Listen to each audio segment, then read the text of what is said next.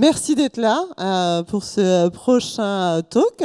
Donc, j'ai le plaisir d'accueillir Vinciane Mazure, qui est la Head of Commerce de France Boisson, du groupe Heineken, et qui va nous parler d'un sujet de transformation digitale, mais dans le secteur du B2B. Merci Vinciane.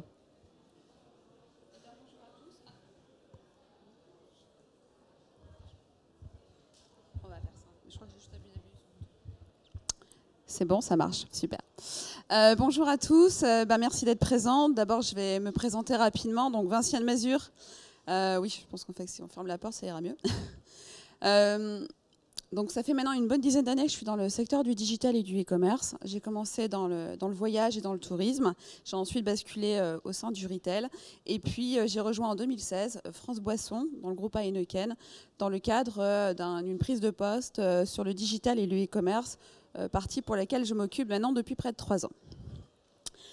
Alors, France Boisson, peut-être déjà petit aparté, on va un petit peu repositionner. Donc France Boisson, c'est une filiale aujourd'hui 100% Heineken. On est leader distributeur de boissons, mais aussi de services sur le marché de la consommation hors domicile.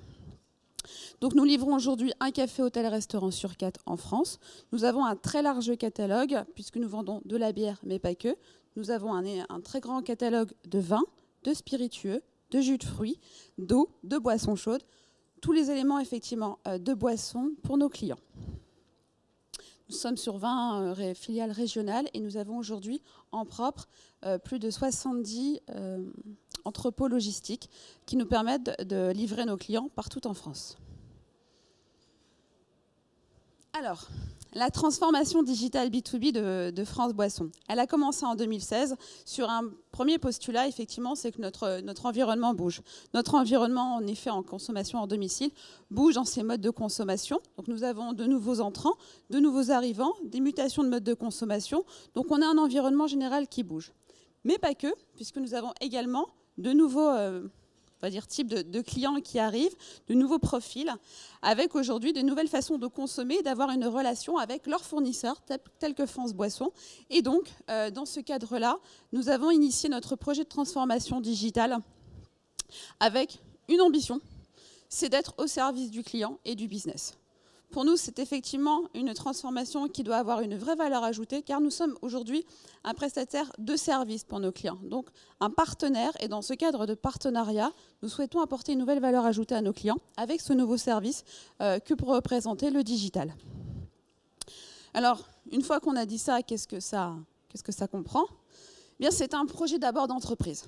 Un projet d'entreprise qui va faire travailler nos équipes de logistique, nos équipes catégorie management, nos équipes commerciales. Donc un vrai projet qui va rayonner dans l'ensemble de l'entreprise avec les équipes technologiques, mais également principalement sponsorisé par la direction. Car quand on mobilise un si grand nombre de personnes dans l'entreprise, ça sous-entend d'avoir l'adhésion, le support, le soutien et la conviction des équipes dirigeantes. Alors on a élaboré effectivement un travail de co-création, une co-création avec deux principaux acteurs, nos collaborateurs et nos clients. Ça a été pour nous très important dans ce cas de transformation afin de faire adhérer à ces nouveaux modes de consommation et de commande pour nos clients, mais pour nos équipes également, de le travailler tous ensemble afin d'avoir une vraie stratégie pérenne dans le temps. Alors, concrètement derrière ça, qu'est-ce qu'on entend ? Premier sujet, nous avons développé le programme de la voix du client. Donc la voix du client, c'est des sujets qui sont en général de plus en plus répandus en B2C, mais effectivement en B2B, nous avons initié la même chose. Nous l'avons initié tout d'abord afin de renforcer notre connaissance client. Comment on l'a fait ? On a développé des segmentations, des personas, des customer journey, afin d'identifier non pas qu'au moment de la prise de commande, mais tout au long de sa relation avec France Boisson, quels pouvaient être les points digitaux qui pouvaient être mis en place pour nos clients afin de leur apporter une valeur et également de leur faciliter leur quotidien dans leur business et de leur apporter une valeur ajoutée de notre part. Pour nous, c'est effectivement une manière de renforcer notre connaissance à plusieurs points. D'abord parce qu'on connaît mieux nos clients. Ça nous permet effectivement d'avoir des éléments on va dire, pragmatiques pour savoir quelles sont leurs attentes, quels sont leurs besoins, quelles sont leurs sources d'insatisfaction, leurs pain points aujourd'hui qu'ils peuvent avoir avec nous, et que les éléments digitaux pourraient effectivement y répondre, ou d'autres éléments. C'est pour nous une clé pour avoir de l'omnicanalité. C'est vraiment ce parcours client. Ensuite, ça nous permet également d'interagir et de co-construire avec nos clients. Quand on dit interagir et co-construire, ça veut dire quoi? Ça veut dire qu'on a une communauté aujourd'hui d'AB testeurs, une communauté de clients qui s'est portée volontaire, qui a dit voilà, moi j'ai envie de co-construire avec vous, j'ai envie de participer à l'aventure. Donc, par exemple, on fait des user tests. Donc des user tests, c'est assez classique effectivement sur des sociétés dans le cadre du B2C. Nous, on l'a également fait, on a été ravis parce que nos clients prennent sur leur temps d'activité pour le co-construire avec nous. Ça montre effectivement l'implication qu'on peut avoir derrière, mais la force que ça va pouvoir représenter. Donc nos clients se mettent sur Skype, interagissent avec nous, testent la nouvelle application, testent le nouveau site, font leur retour, expliquent ce qui va pas, ce qui leur plaît, ce qui leur plaît pas. Et pour nous, c'est une source énorme d'input, de feedback, qui nous permet d'améliorer l'expérience client au quotidien. On leur demande régulièrement leur satisfaction. On fait des évolutions, on les fait tester avant, mais 2-3 mois plus tard, on leur demande qu'est-ce qu'ils en pensent, si aujourd'hui ils sont toujours satisfaits, qu'est-ce qui leur manque, qu'est-ce qu'ils aimeraient, qu'est-ce qu'ils souhaiteraient ajouter. Ça nous permet aussi de mesurer la satisfaction de nos clients sur cette transformation digitale. Parce qu'en 2017, ils peuvent avoir un point, un nouveau peut arriver en 2018, un autre en 2019. Donc c'est vraiment un travail itératif que nous travaillons dans le temps avec nos clients. Alors, quand on parle de nos collaborateurs, également, ça veut dire quoi? Comment embarquer nos collaborateurs? Alors, on a évidemment fait beaucoup de déplacements. Nous avons été voir nos équipes en local, expliquer le projet, mettre en place les actions. Mais comment garder ce fil tout au long de l'année, tout au long du projet, afin que ça ne soit pas qu'un lancement, mais bien quelque chose en continu? On a donc mis en place la communauté digitale. C'est 60 collaborateurs de tout niveau hiérarchique. Donc vous allez avoir des directeurs de filiales, vous allez avoir des chefs des ventes, des commerciaux, des téléventes, qui sont portés volontaires pour reprendre des informations et porter également les sujets au sein de leur équipe commerciale en local. Ça permet d'avoir un fil continu et non pas d'avoir une communication siège, équipe commerciale permanente, mais la communauté digitale, donc le chef des ventes, prend les informations, il retourne voir son équipe et c'est lui qui va diffuser l'information avec ses mots, avec sa compréhension. Et également, pour nos équipes, c'est important d'avoir un échange entre pairs sur ces sujets-là. Comment on le matérialise? Alors, on a 2 sessions par an qu'on appelle le Digital Day. C'est assez classique. C'est un workshop avec une trentaine de collaborateurs de ce groupe qui vont venir passer une journée à Paris sur lequel on va échanger. Alors, on va échanger sur les évolutions, mais on travaille également leur culture digitale. Ce sont de nouveaux outils. Aujourd'hui, il n'y a pas de postulat que tout le monde est à l'aise avec les outils digitaux. Donc, on est également là pour les accompagner, leur expliquer qu'est-ce que ça veut dire l'acquisition digitale, qu'est-ce que ça veut dire l'animation, qu'est-ce que ça veut dire un projet en agile. Tout ça, tous ces éléments, leur expliquer au quotidien comment ce vocabulaire peut être interprété, expliqué, parce qu'aujourd'hui, on a une application mobile, par exemple. Eh bien, il faut que tout le monde soit à l'aise sur comment expliquer à mon client comment installer une application mobile s'il aurait des questions. C'est des petites choses aussi toutes simples que ça, mais on peut aller beaucoup plus loin. On leur présente la roadmap, on échange avec eux et on fait pas mal d'ateliers. On a des webinars toutes les 2 semaines. Nos équipes font un webinar avec les équipes qui peuvent se connecter. Donc on a en général une vingtaine, trentaine de personnes toutes les 2 semaines sur des sujets très divers. Ça va de quelles sont les évolutions à venir, quelles sont vos questions, mais aussi comment répondre à mon client pour, on va dire, des petits soucis du quotidien, le petit mot de passe oublié ou ce genre de choses. Donc vraiment quelque chose qui tient dans le temps. On a des tutoriels, des newsletters, on est sur Workplace, donc on utilise également beaucoup ce canal, et on met en place des FAQ. Aujourd'hui, on a donc quelqu'un dans l'équipe qui est dédié au support des équipes commerciales. C'est-à-dire qu'aujourd'hui, il n'y a pas de support pour les clients de la part du service digital en direct. Le pivot de la relation commerciale chez France Boisson, ça reste le commercial ou la commerciale. Donc c'est très important pour nous, effectivement, de ne pas faire subir notre organisation à nos clients. Donc le client, s'il a des questions sur le digital, il ne va pas interroger le digital, et pareil pour la livraison, et pareil pour le service technique, et pareil, et pareil, et pareil. Non. Lui, son référent, c'est son équipe commerciale, et son équipe commerciale a besoin d'avoir tous les éléments de réponse. Donc, il y a des outils, mais aussi de pouvoir appeler quelqu'un à l'aide pour dire « Là, je suis un peu coincé, il se passe peut-être un petit problème, est-ce que quelqu'un pourrait regarder ?» Et dans ces cas-là, ça remonte à notre équipe qui se charge de résoudre le problème et qui répond au commercial pour qu'il puisse résoudre le problème. C'est une vraie clé pour nous parce que c'est vrai qu'on veut vraiment travailler dans l'omnicanalité. D'ailleurs, aujourd'hui, on est en train de mettre en place le live chat. Et c'est pour nous aussi très important que nos équipes commerciales puissent complètement être intégrées à ce discours digital. Alors, j'ai une petite vidéo qui justement va vous montrer un petit peu l'enthousiasme et l'énergie que nous apportent nos équipes commerciales, mais qui vous montre effectivement comment on le traduit.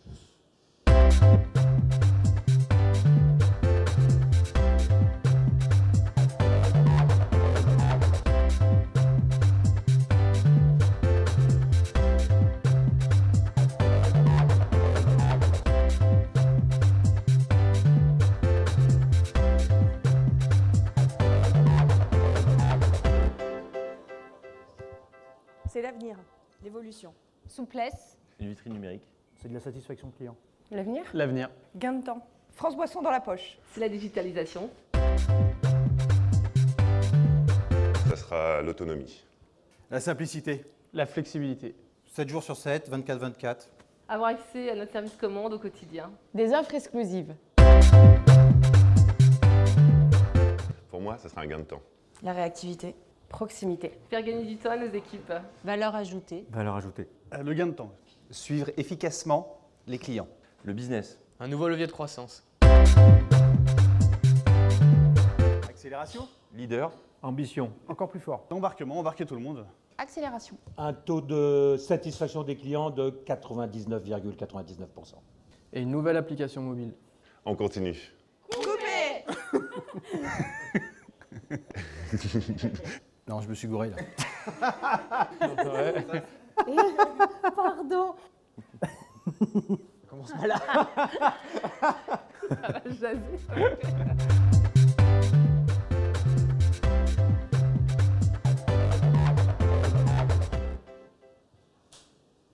Voilà, donc pour nous, cette vidéo, c'est aussi une manière de montrer que le digital, c'est pas l'affaire du siège, c'est bien l'affaire de toutes les équipes terrain, c'est une transformation qu'on fait au quotidien et que nos équipes sont embarquées. Là, vous avez vu pas mal de gens de nos équipes commerciales. Et donc pour eux, c'est effectivement un nouveau moteur, un nouvel argument, un nouvel avantage concurrentiel qu'ils vont pouvoir apporter à nos clients en acquisition, fidélisation, sur nos leviers. Alors, l'expérience aujourd'hui, effectivement, digitale se matérialise par la première chose, c'est notre site internet, notre expérience, effectivement, multicanal, puisque nous avons une application mobile. Pourquoi une application mobile, effectivement, en B2B?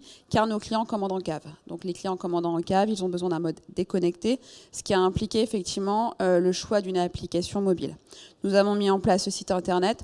Mais derrière, c'est un service supplémentaire. Il y a vraiment une vraie volonté d'omnicanalité. Ce projet n'a pas été monté dans l'objectif d'améliorer la productivité, mais d'améliorer effectivement le temps qu'ont nos équipes commerciales à dédier à leurs clients sur des tâches à valeur ajoutée. Donc non plus sur de la prise de commande, mais sur du conseil et de l'accompagnement. Alors, l'animation digitale, aujourd'hui en B2B, finalement, c'est un dérivé du B2C. C'est un dérivé du B2C puisque nous avons mis en place la personnalisation du site. La personnalisation du site est d'autant plus importante en B2B. Car aujourd'hui, nos clients commandent une fois par semaine.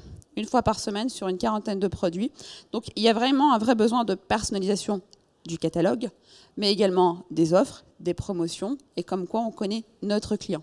Si effectivement le client s'aperçoit qu'il a la même version un peu que Monsieur Tout-le-Monde, en B2B, ça passe encore moins bien puisqu'il a une relation de proximité très forte avec nous. Il a vraiment ce besoin de sentiment qu'on s'adresse bien à lui. Donc le site est personnalisé. L'accès est à tout le catalogue. C'est pas la moitié, c'est pas un petit peu, c'est pas que quelques produits, non.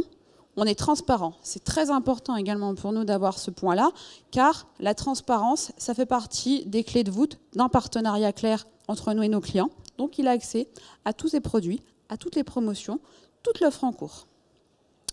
Les newsletters clients, on a également mis ça en place avec une petite atypicité, c'est que nos clients, finalement, leur adresse mail, elle est Gmail, elle est Yahoo.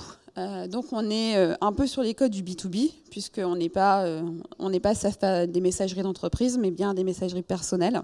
Et donc on a mis ça en place. Ça ne remplace pas le catalogue papier que nous avons tous les 2 mois, mais ça le renforce en ayant des informations parfois plus précises sur un point plus particulier qui peut concerner que très localement, ou tout simplement de manière plus simple, puisque tous les 2-3 semaines, on peut pousser des actualités. On a un calendrier d'animation commerciale, extrêmement important également sur le digital. On a une relation tripartite également avec nos fournisseurs, car nous sommes fournisseurs de boissons type bière avec Heineken, mais bien évidemment, nous travaillons avec les grands acteurs de l'industrie de la boisson, et donc nous travaillons avec eux des opérations de trade marketing, tout ça très lié avec notre service catégorie management. C'est un vrai travail d'accompagnement, mais c'est aussi pour nos clients une manière d'avoir accès à notre vitrine de produits, d'offres et de services de manière beaucoup plus rapide qu'auparavant. On a mis en place des exclusivités web. Donc les exclusivités ont 2 vocations chez nous. La première, de transformer nos clients sur le canal digital. C'est vrai que c'est un argument, mais pas que. Ça nous permet également de faire pousser des produits que peut-être nos clients n'avaient pas connaissance ou n'avaient pas encore testé. Et donc, ça leur permet également de pouvoir tester une nouvelle gamme ou tout simplement une innovation. On a mis en place des jeux concours qui peuvent être à différents niveaux, de manière très large, mais également, par exemple, les équipes que nous avons sur Le Mans avaient des places à gagner pour donc, le Grand Prix. Et donc, on a mis en place quelque chose de manière locale qui permet à leurs clients de pouvoir gagner des places qui, en général, eux, vont s'en servir comme animation dans leur propre établissement. Donc, ça permet aussi ce type de petites choses aussi qu'on peut mettre en place et qui est toujours une appropriation du local.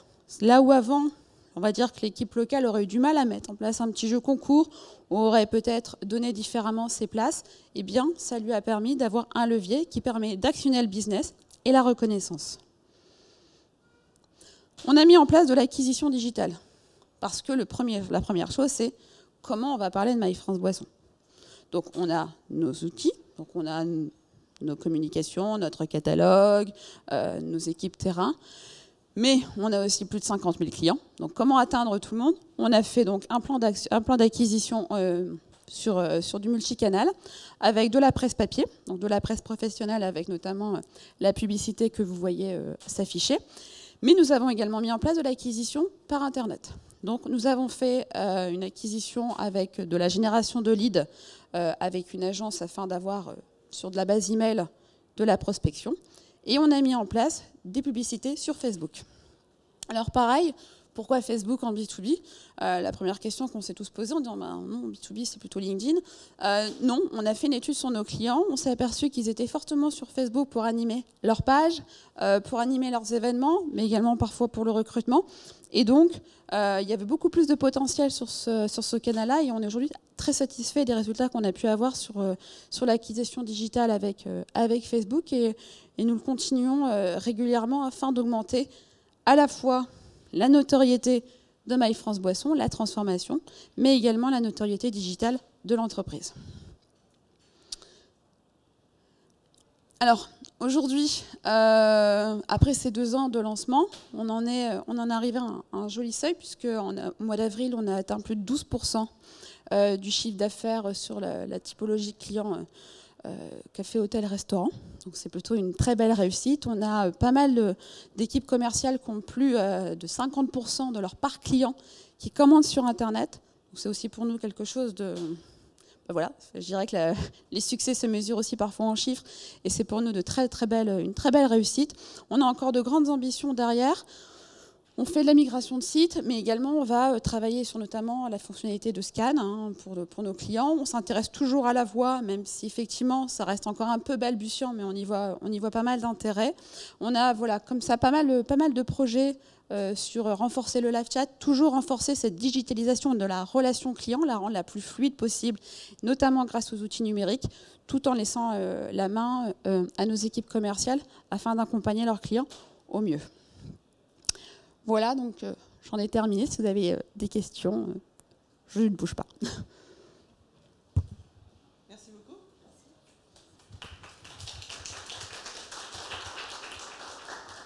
Est-ce que vous avez des questions?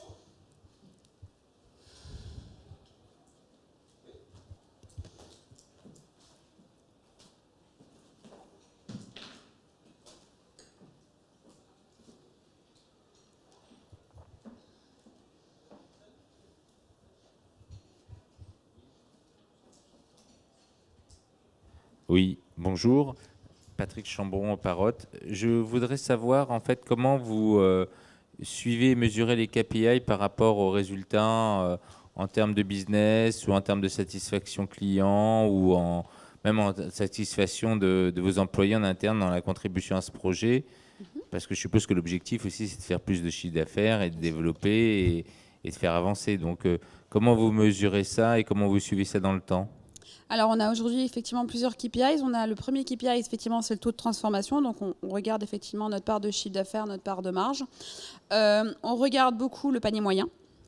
Effectivement, notre objectif principal est de faire de l'incrémental pour augmenter notre business.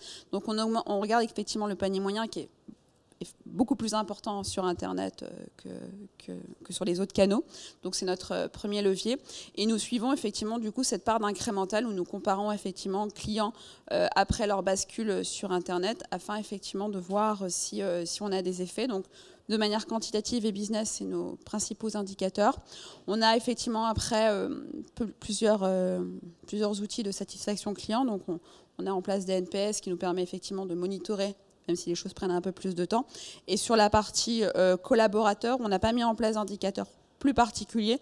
On a effectivement des climate surveys qui sont le groupe Heineken régulier et qui nous permet également de voir leur satisfaction sur les grands projets d'entreprise, dont celui-ci. Et du coup, est-ce que ça permet à la force de vente de visiter plus de clients ? Oui, c'est-à-dire qu'aujourd'hui, effectivement, ça leur permet de passer plus de temps qualitatif. C'est-à-dire qu'aujourd'hui, parfois, ils pouvaient aller visiter le client, ils voulaient peut-être prendre la commande ou alors l'avoir au téléphone et passer du temps pour la prise de commande. Ils vont avoir le même type de contact, mais ils vont plutôt, effectivement, le mettre à profit, de proposer une innovation, de faire un suivi collaborateur, etc. Merci.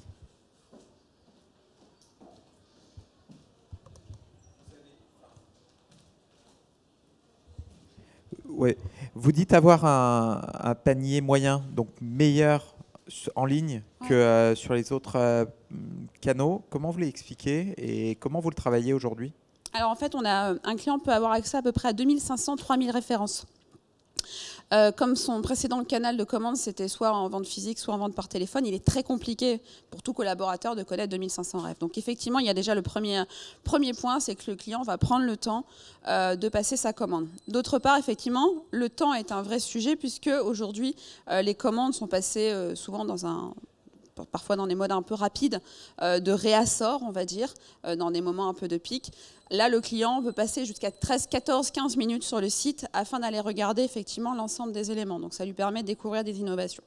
Dernier point, effectivement, ce sont les promotions. Nous avons un catalogue promotionnel très riche, qui est effectivement difficile pour les collaborateurs de connaître ensemble et par cœur, et quand bien même le client lui laisserait positionner l'ensemble de ses promotions.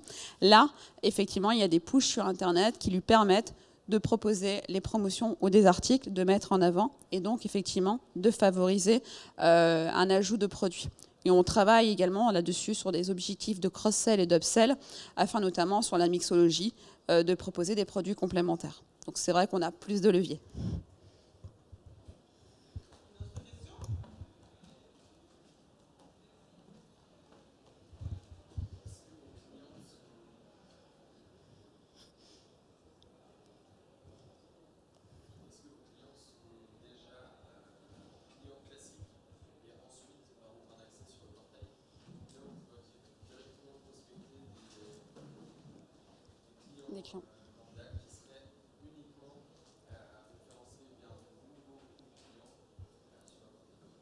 Alors aujourd'hui, effectivement, on s'adresse qu'à des clients actuels pour une première raison, c'est qu'effectivement, la création de compte client, elle a une certaine complexité chez nous sur deux aspects, financiers puisqu'effectivement, nous sommes avec des clients uniquement en prélèvement. Donc, on est effectivement obligé d'avoir un certain nombre de vérifications qu'on ne peut pas nécessairement faire en ligne. Et le point majeur, c'est que nous livrons nos clients en cave et qu'on a un audit de sécurité pour s'assurer de la sécurité de nos livreurs afin que les caves, les marches soient pas un peu glissantes ou cassées et que quand ils portent un fût de 30 clients, le livreur, le livreur ne tombe pas. Donc il y a un besoin d'un audit de sécurité. Néanmoins, nous travaillons sur un pré-création par Internet afin d'avoir un outil de prospection, mais il n'aboutira pas à une création finale tout derrière. C'est un peu la limite effectivement du B2B. Merci. On a un peu de temps, si vous avez d'autres questions, n'hésitez pas. Non, ça devait être super clair. C'est pour ça. Merci beaucoup, Santiane. Merci à tous. Bravo.